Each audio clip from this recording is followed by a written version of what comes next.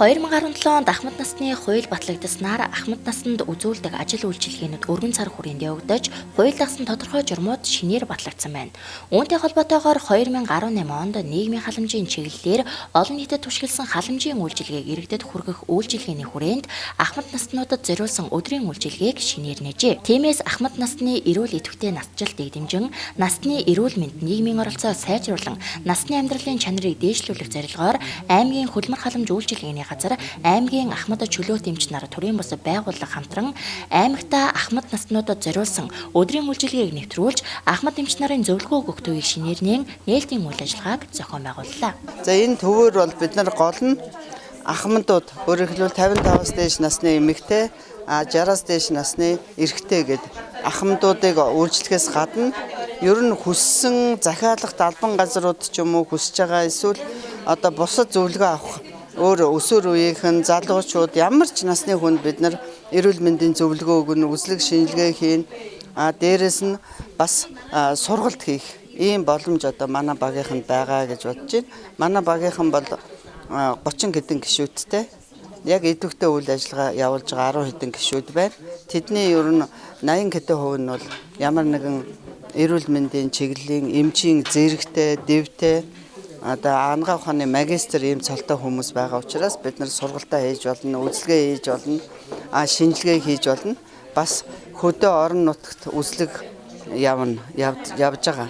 Ийм үйл ажиллагааны явуулж байгаа. Зөвхөн Ахмад гэж бид нараар битгий хязгаарлаасаа гэж бодож байна. Яагаад гэвэл Ховд аймагт ажиллаж амьдарсан ихэнх нь одоо 30 хэдэн жил 40 гаруй жил ажилласан ийм эмч мэргэжлэнүүд байгаа учраас бид нар ямар ч насны ямар ч хүнд эмнэлгийн тусламж үзүүлэх боломж бидэнд байгаа гэдгийг хэлэхэд их таатай байна. Ахмад наснд зориулсан өдрийн үйлчилгээгээр дамжуулан сум болон аймгийн төвийн зорилттой бүлгийн иргэдэд эрүүл мэндийн үзлэг шинжилгээ хийх, эмчлэх, зөвлөгөө өгөх, нөхөн сэргээх болон уламжлалт эмчилгээ хийхээс гадна насны эрүүл мэндийг дэмжих, өвчнөөс урьдчилан сэргийлэх, сургалт хийх, эрүүл мэндийн цогц тусламж үйлчилгээг насны хэрэгцээ шаардлагад нийцүүлэн үзүүлнэ.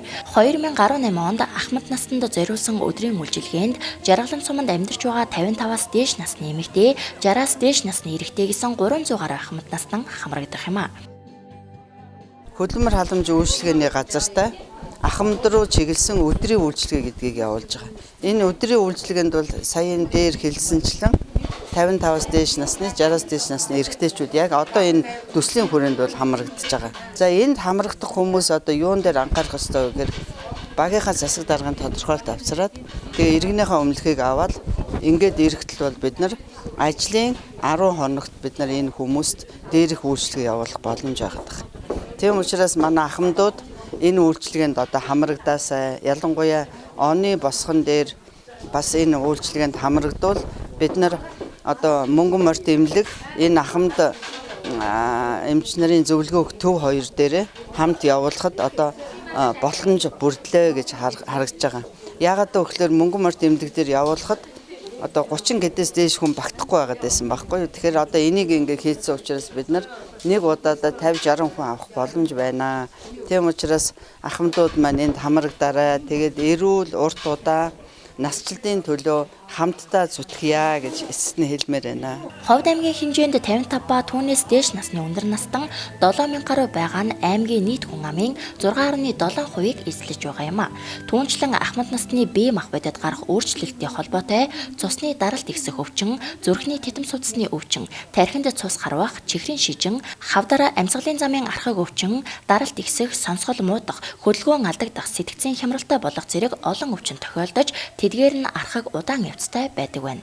Мөн аймгийн хэмжээнд амбулатор болон хэвтэн эмчлүүлэгчдийн 40 гаруй хувийг 55-аас дээш насны Ахмад, нийт нас баралтын 49% нь насны нас баралт эзлэж байна. Иймээс Ахмад насны идэвхтэй эрүүл урт наслах, тэдний амьдралын чанарыг дээшлүүлэх, эрүүл мэндийн арга хэмжээнд цогцоор хандахад энэхүү төвийн үйлчилгээ үр дүнгээ өгнө гэж үзэж байна.